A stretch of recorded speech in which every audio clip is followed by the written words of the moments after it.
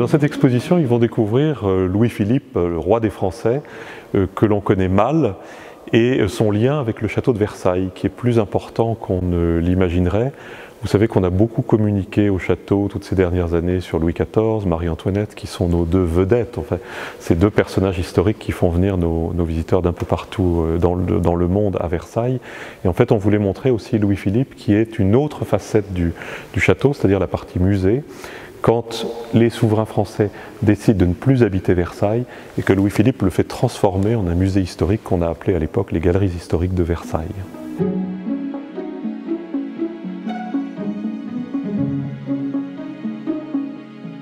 Alors Louis-Philippe en fait a fait transformer profondément le château.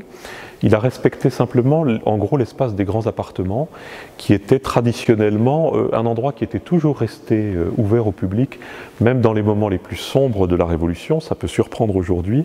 mais c'était des lieux qui étaient considérés comme un trésor vraiment de l'art français et qui a toujours été préservé et sauvé aussi de la destruction, notamment pendant la Révolution. Donc Louis-Philippe, par ailleurs, transforme complètement le château, puisqu'il n'est plus question d'appartements, puisqu'on n'habitera plus la maison. Tous les appartements sont décloisonnés, on supprime les entresols, on supprime un peu tous les petits espaces et on crée de grands volumes. Donc il y a un vrai changement d'échelle à l'intérieur du château. On revient à des grands volumes comme sous Louis XIV, dans lesquels le roi déploie en fait une collection de peintures et de sculptures historiques qui vont raconter un grand récit en fait de l'histoire de France depuis les débuts de la monarchie que l'on connaît, c'est-à-dire la monarchie chrétienne avec le personnage de Clovis qui ouvre en fait cette histoire jusqu'à son propre avènement en 1830 lorsqu'on lui propose le trône et qu'il choisit de devenir roi des Français.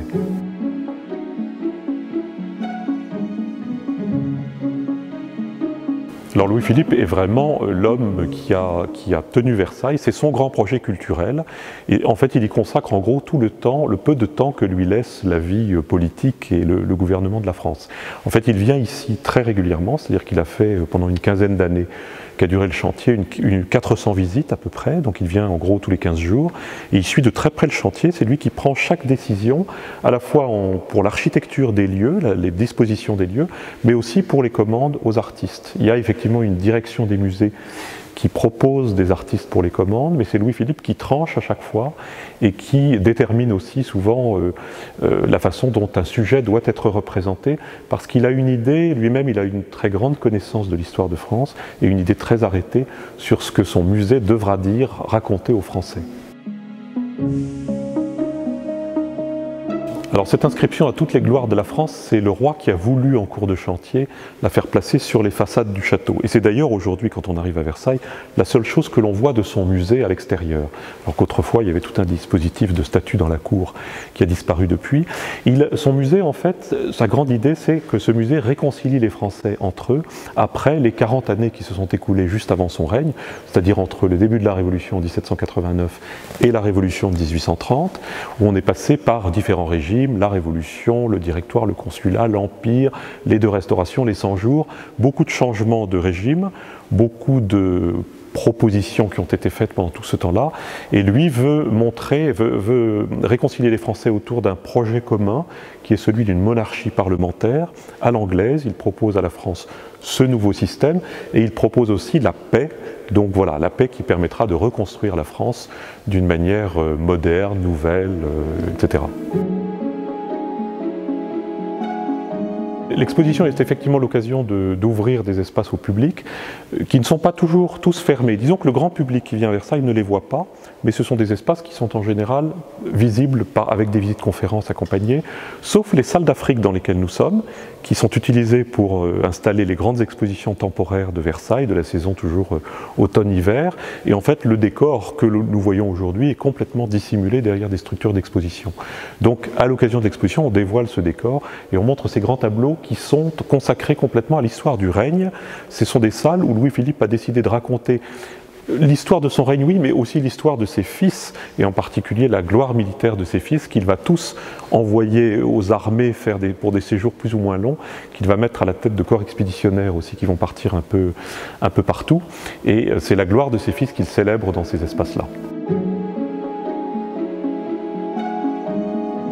Voilà, alors nous sommes dans la salle de la Smala, devant le tableau qui a donné son nom à la salle, qui est en fait la prise de la Smala d'Abdelkader au mois de mai 1843 par un petit corps expéditionnaire français conduit par un des fils de Louis-Philippe, l'avant-dernier fils, le duc d'Aumale, qui va s'illustrer par cet événement extraordinaire. Il sera militaire en fait de carrière et c'est un événement qui lui arrive lorsqu'il est un jeune prince de 21 ans et c'est un événement qui va avoir un retentissement extraordinaire et sur lequel il va surfer, j'allais dire, toute sa carrière sur la réputation de ce coup de main extraordinaire de l'armée française jusqu'à la fin de sa carrière, à la fin du XIXe siècle. Alors le tableau est peint par Horace Vernet, qui est un peintre d'histoire, portraitiste aussi, qui est le peintre préféré de Louis-Philippe. Et Vernet, en fait, a choisi de représenter l'événement sous forme d'un panorama. Donc nous sommes dans le désert algérien et le corps expéditionnaire français arrive par surprise en fait. Il a trouvé en fait par des éclaireurs en fait qui sont partis un peu en avant cette Smala d'Abdelkader. La Smala, c'est cette ville en fait mobile, cette ville qui est un campement mobile en fait de toute la tribu en fait d'Abdelkader qui regroupe des centaines, des milliers de personnes. Alors Abdelkader lui-même ne sera pas pris au cours de cet événement militaire parce qu'il est parti quelques heures avant avec quelques cavaliers pour trouver un autre endroit où installer sa Smala. Mais la Smala est donc découverte par les Français. Elle s'est installée en fait à côté d'une source pour avoir de l'eau potable. Et les Français donc fondent, on le voit, le tableau est construit en fait de gauche à droite. On voit l'effet de surprise, l'arrivée des Français, une panique dans le camp au centre, et puis, la réaction aussi qui s'organise un peu de l'autre côté du tableau. En tout cas, une construction en panorama qui est un peu inhabituelle pour cette représentation, en tout cas sur un panorama plat. On aurait pu imaginer de le mettre sur une toile de forme circulaire, puisque les panoramas étaient très fréquents à Paris à cette époque-là. Mais là, le peintre et Louis-Philippe, certainement, ont choisi de représenter la scène en continu sur un grand tableau qui fait plus de 20 mètres de long. Donc c'est l'un des plus grands tableaux de la peinture française, incontestablement, qui soit conservé encore aujourd'hui.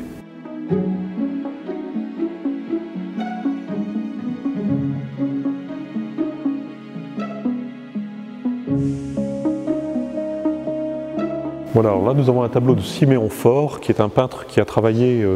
notamment auprès de l'armée française à l'époque, pour en fait étudier un peu le terrain que les Français en fait découvraient, parce qu'en fait l'expédition, la conquête de l'Algérie a été aussi très déterminante pour bâtir la cartographie en fait de l'Algérie qu'on ne connaissait pas de façon fiable. Et là on voit sur ce tableau la Smala d'Abdelkader, donc cette ville mobile, cette ville de tente qui est installée à côté d'une source qui donne naissance à une rivière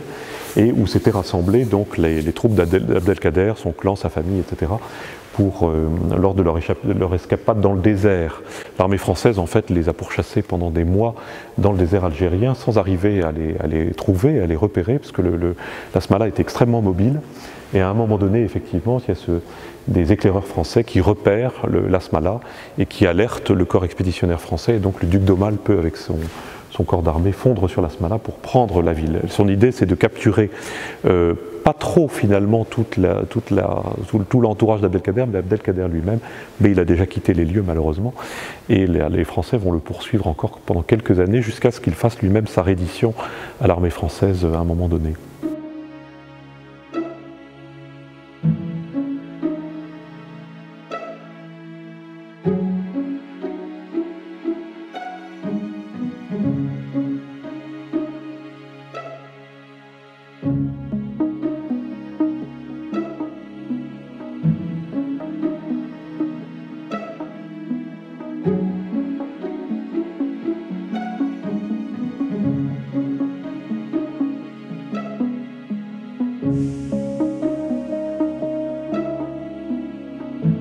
Voilà, alors nous sommes dans les salles des croisades, qui est une partie importante du projet de Louis-Philippe, parce que c'est l'endroit en fait où il rend hommage à toutes les vieilles familles de la noblesse qu'on appelait immémoriale, c'est-à-dire la noblesse légitimiste, qui avait servi ses cousins bourbons de la branche aînée,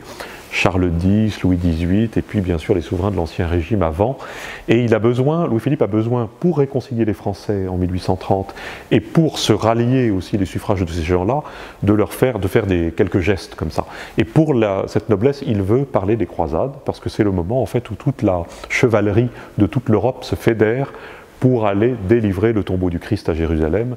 et permettre donc de rendre accessibles à nouveau les routes de pèlerinage. Alors ces vieilles familles ont toutes fait les croisades et donc on les évoque par leurs blasons qui sont répandus sur les plafonds, sur les murs de ces espaces. C'est un exemple unique à Versailles d'un grand armorial comme ça qui est développé sur tout le décor des salles, qui sont aussi constitués avec un décor complètement gothique qui est inspiré de la porte que vous voyez derrière moi, qui est la porte de Rhodes, qui est une porte de style gothique, disons un peu plus tardif, puisqu'elle date des débuts de la Renaissance en réalité, de 1512, qui était la porte d'entrée de l'hôpital des Chevaliers de Saint-Jean de Jérusalem à Rhodes, dans l'île de Rhodes. Elle a été offerte par le sultan qui régnait sur Rhodes comme sur le reste de l'Empire ottoman à Louis-Philippe, et Louis-Philippe en fait en la recevant décide finalement de composer une salle d'abord et puis 5 salles des croisades autour de cette porte qui va servir vraiment de matrice pour le décor des salles, à la fois pour le décor mural mais aussi pour le mobilier, pour les éléments de luminaire aussi, puisqu'on présente là à l'occasion de l'exposition les 2 lustres qui ont été livrés pour ces salles des croisades et malheureusement très vite envoyés par Louis-Philippe au château de Pau, qu'il a eu besoin de remeubler un peu en catastrophe pour envoyer un de ses fils là-bas. Et donc les lustres ont quitté Versailles depuis le règne de Louis-Philippe. Donc on présente cet ensemble avec toute une collection de tableaux qui montrent, en fait, qui racontent les 8 grandes croisades, depuis la première croisade qui a amené à la prise de Jérusalem à la fin du XIe siècle, jusqu'aux croisades de Saint-Louis qui marquent les dernières croisades, qui précèdent en fait la chute de Saint Jean d'Acre à la fin du XIIIe siècle, qui va marquer du coup la fin des croisades et le départ en fait de tous les occidentaux de Terre Sainte. Alors pour illustrer les croisades, j'ai choisi, j'aurais pu faire un autre choix car il y a beaucoup de tableaux dans ces salles, hein, les murs sont couverts de tableaux, ce siège en fait de Saint Jean d'Acre à la fin au début de la 3e croisade, à la fin du XIIe siècle, qui met ensemble en fait les troupes des souverains qui viennent d'Europe. On a donc Philippe Auguste qui figure sur la droite du tableau, et de l'autre côté, le roi d'Angleterre, Richard Cœur de Lion, avec également le duc de Bavière qui est à côté de lui. Donc c'est un tableau qui montre évidemment une scène historique, c'est-à-dire la reddition de la garnison de Saint-Jean d'Acre après 2 années pratiquement de siège. C'est la place forte qui était aussi un port important pour l'arrivée des pèlerins en Terre Sainte. Et les rois, ces différents rois européens décident de délivrer la place forte avant d'aller plus loin, c'est-à-dire de marcher sur Jérusalem. Et en réalité, Philippe Auguste, le roi de France, va se défiler d'une certaine manière assez vite pour rentrer en France en laissant les autres souverains croisés se débrouiller. Et on sait que Richard Cœur de Lion sera fait prisonnier sur le chemin du retour en fait, vers l'Europe, ce qui a donné lieu à certaines histoires fameuses à son époque. Et donc, en fait, en choisissant de représenter cette rencontre entre le roi d'Angleterre et le roi de France qui sont associés dans la même opération militaire et du même côté, Louis-Philippe veut parler des relations entre la France et l'Angleterre qui lui tiennent à cœur. La grande idée de son règne, ce sera de réconcilier en fait les 2 pays qui sont brouillés depuis très longtemps. On parle toujours de l'Angleterre à l'époque comme l'ennemi héréditaire, et lui-même est très lié avec la reine Victoria et avec ses parents, et il a le rêve de faire venir la reine Victoria en France, ce qu'il parviendra à faire, mais plutôt en petit comité en fait en 1843. Et ce tableau lui permet d'évoquer aussi ses relations et son histoire personnelle, qui n'est jamais très très loin dans le propos de Versailles. On a à la fois l'idée de réconcilier les Français, mais aussi le roi veut trouver une légitimité et veut légitimer aussi sa politique à l'intérieur de ce grand récit de l'histoire de France qu'il propose aux visiteurs. Alors le tableau en fait est un tableau d'histoire, et effectivement dans les tableaux d'histoire à cette époque-là, selon le format, en fait, les figures ont une échelle déterminée. Et en fait, le peintre, ici, Blondel, n'a pas respecté l'échelle des figures pour donner, je pense, plus d'ampleur à la composition, pour montrer un paysage plus vaste et mettre en scène un certain nombre de personnages. Donc il a réduit pas mal ces personnages, alors que l'administration des Beaux-Arts, qui lui a commandé le tableau, lui en a fait la remarque à plusieurs reprises, mais il a fait un peu le sourd,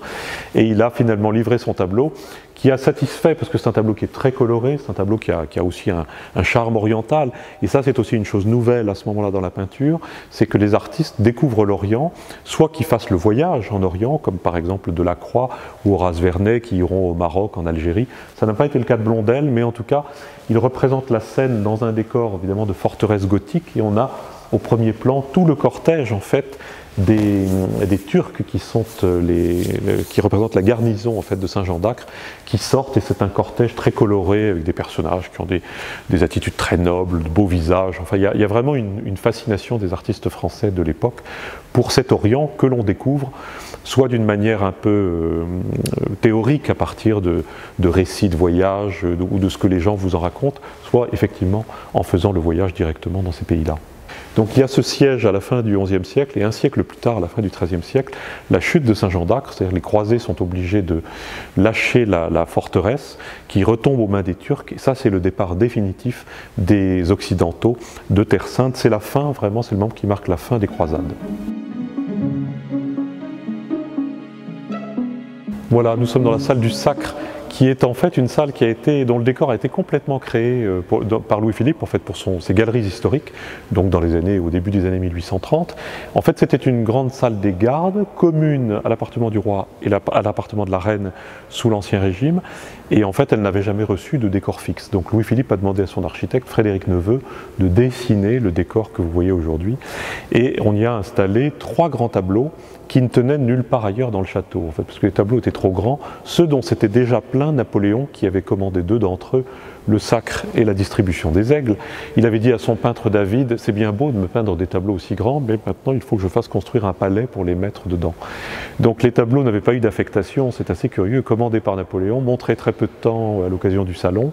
rentrés en atelier, et finalement Louis-Philippe choisit de les présenter ici dans cette salle, dont il fait en fait un grand hommage à Napoléon Bonaparte, dont il est le contemporain et dont il souhaite absolument rallier tous les tenants et surtout tous les soutiens de ce régime à son propre régime nouveau comme roi des Français. Alors la salle a été restaurée à l'occasion de l'exposition Louis-Philippe et Versailles, donc la restauration a duré une petite année, donc c'est une restauration qui a été menée, je vais dire, tambour battant, restauration à la fois architecturale, donc des boiseries et notamment aussi de toute la partie plafond, la voussure qui a retrouvé toute son intégrité, et puis restauration des tableaux aussi, qui décorent la salle, ce qui fait que la salle a retrouvé une fraîcheur dont on ne soupçonnait pas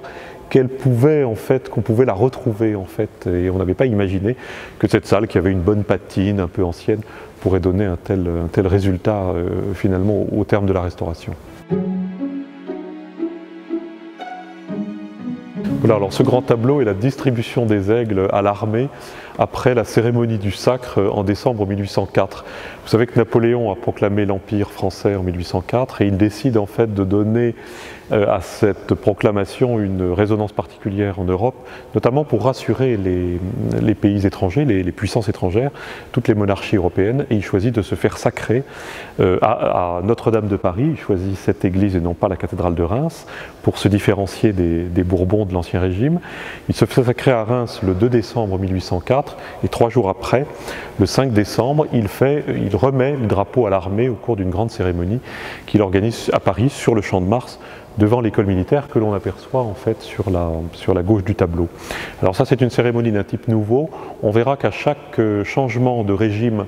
au cours du 19e siècle, il y aura toujours un moment où on remet les emblèmes à l'armée d'une manière très symbolique. Et là, l'empereur remet ses drapeaux à l'armée en disant « je vous remets ces drapeaux, voilà, ces aigles vous conduiront là où elles doivent vous conduire, et je vous demande de promettre, de jurer que vous ferez tout pour les défendre, puisque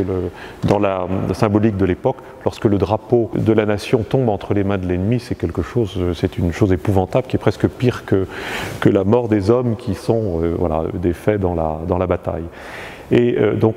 c'est le peintre David qui réalise le tableau, comme pour le tableau du Sacre, et il a coupé son tableau en 2 parties. Il y a une partie très calme à gauche qui montre l'empereur avec sa famille, son état-major, les grands officiers de la couronne sur une tribune bâtie devant l'école militaire, et de l'autre côté, à droite, dans un groupe très agité, on voit en fait les officiers des différents régiments de l'armée dans des uniformes très différents, très chamarrés, qui viennent récupérer leur drapeau et donc prêter solennellement serment à l'empereur.